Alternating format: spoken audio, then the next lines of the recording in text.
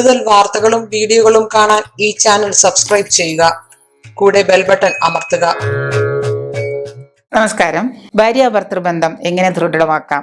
ഞങ്ങൾ സാധാരണ കൗൺസിലിങ്ങിനൊക്കെ വരുന്ന സമയത്തും പലവരും കൗൺസിലിങ്ങിനൊക്കെ വിളിക്കുന്ന സമയത്തും ഒരു ദിവസം നിരന്തരം ഒരു 10-15 പേരെങ്കിലും വിളിക്കുന്നുണ്ട്. ഭാര്യ ഡിവോഴ്സിന്റെ വക്കത്താണ്, ഭാര്യ ഡിവോഴ്സ് കൊടുത്തു, ഞങ്ങൾ ഡിവോഴ്സിന്റെ വക്കത്താണ്, ഞങ്ങൾ ഭയങ്കരമായ കുടുംബ പ്രശ്നത്തിലാണ്, മാനസിക പ്രശ്നത്തിനാണ്. അത് എന്തുകൊണ്ടാണ്, എന്താണ് അതിന്റെ കാരണം?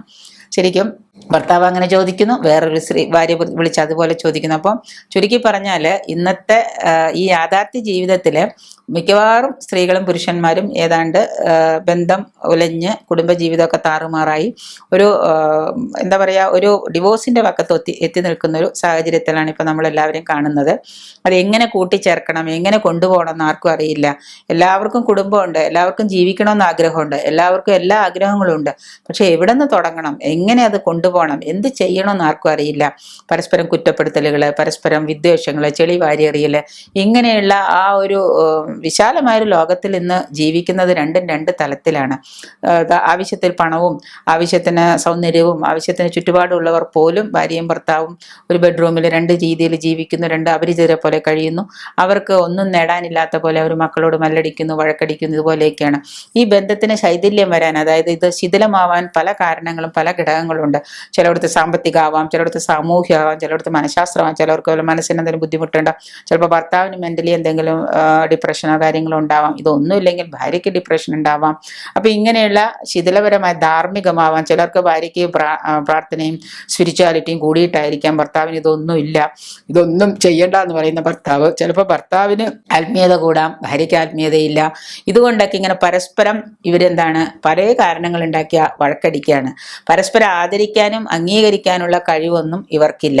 ഇവർ രണ്ടുപേരും തമ്മിൽ പരസ്പരം അംഗീകരിക്കുന്നുമില്ല, ഇവരുടെ കഴിവുകളെ പരസ്പരം അവര് ആദരിക്കുന്നില്ല. ഇങ്ങനെ വരുമ്പോൾ എന്ത് പറ്റുന്നു? എനിക്ക് എൻ്റെ ലോകം, എനിക്ക് നിന്റെ ലോകം എന്നുള്ള രീതിയിൽ ഇവര് പരസ്പരം വഴക്കടിച്ച് പിരിയുന്നു. ഇത് എവിടെ നിന്നാണ് ഇത് തുടങ്ങുന്നത്? എന്താണ് ഇതിന്റെ കാരണം?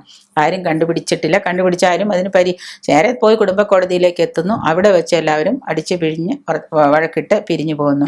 എല്ലാറ്റിലും വലിയ ദാനമായിട്ടുള്ള ഒരു സ്നേഹം എന്ന് പറയുന്ന ഒരു വ്യക്തമായ ഒരു സംഗതി അവിടെയുണ്ട്. ആ എല്ലാത്തിലും വ്യക്തമായിട്ട് കാണുന്നതാണ് സ്നേഹം. സ്നേഹം എന്ന് പറയുന്ന വസ്തുത കൊടുത്താലേ കിട്ടുള്ളൂ. പണം കൊടുത്താൽ കുറഞ്ഞു പോകുമെന്ന് പറയും, പക്ഷെ അതുപോലെയല്ല സ്നേഹം. സ്നേഹം കൊടുത്താൽ കൂടി വരും.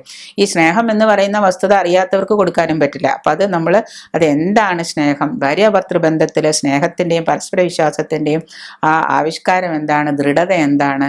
സ്നേഹത്തില് ആത്മാവിന്റെ ഉള്ളിൽ നിന്ന് വ്യാപരിക്കും. സ്നേഹം എന്ന് പറയുന്നത് ആത്മാവിന്റെ ഉള്ളിൽ നിന്ന് വ്യാപരിക്കുമ്പോഴാണ് അതിന് സത്യസന്ധതയും ആത്മാർത്ഥതയും കൂടുക. അപ്പോൾ അത് പുറത്തേ നമ്മളൊരു സൃഷ്ടിയായിട്ട് കാര്യമില്ല. എന്തും സൃഷ്ടിക്കാം, സ്നേഹം സൃഷ്ടിക്കാൻ പറ്റില്ല. അപ്പൊ അതുകൊണ്ട് തന്നെ യാന്ത്രികമായൊരു ജീവിതത്തിനേക്കാൾ ഉപരി നമുക്ക് ആദ്യം വേണ്ടത് ആത്മാർത്ഥമായിട്ടും ശരിക്കും പറഞ്ഞാൽ നമ്മുടെ ഉള്ളിൽ നിന്ന് സ്പിരിച്വലായിട്ട് വരുന്നൊരു സ്നേഹം, ആ സ്നേഹത്തിൽ നിന്നുണ്ടാവുന്നൊരു ബഹുമാനം, അതിൽ നിന്നുണ്ടാവുന്ന ഒരു ജീവിതം, അതാണ് നമ്മൾ ഭാര്യ ഭർത്താക്കന്മാരുള്ളിൽ കെട്ടിപ്പടുക്കേണ്ടത്. അത് ഉണ്ടാകാനും ഉണ്ടാക്കിക്കാനുള്ള സമയവും സന്ദർഭവും കാര്യങ്ങളുമാണ് നിങ്ങൾ പരസ്പരം ആദരവിൽ നിന്നും അംഗീകാരത്തിൽ നിന്നും കണ്ടുപിടിക്കേണ്ടത്.